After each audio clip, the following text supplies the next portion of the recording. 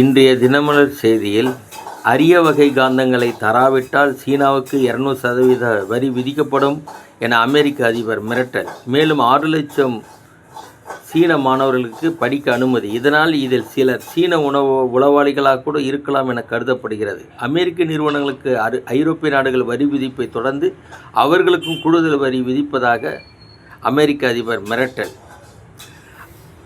அனைத்து உள்ளாட்சிகளிலும் சொத்து வரி நிர்ணயம் மறு ஆய்வு செய்ய மதுரை நீதிமன்றம் உத்தரவு. மதுரை மாநகராட்சி முறைகேடால் இந்த அதிரடி. ரஷ்யாவிடம் இருந்து கச்சா எண்ணெய் வாங்குவதற்காக அமெரிக்க அதிபர் நம் நாட்டிற்கு 50% வரி விதித்துள்ள நிலையில் அமெரிக்க அதிபர் போனியில் இந்திய பிரதமரை அழைத்தும் போனியில் பேச விரும்பவில்லை நம் பிரதமர். தமிழகத்தில் கல்லூரி மாணவர்கள் போர்வையில் போதை கும்பல். மாநிலம் முழுவதும் சோதனையை தீவிரப்படுத்துவது அவசியம். வணக்கம்.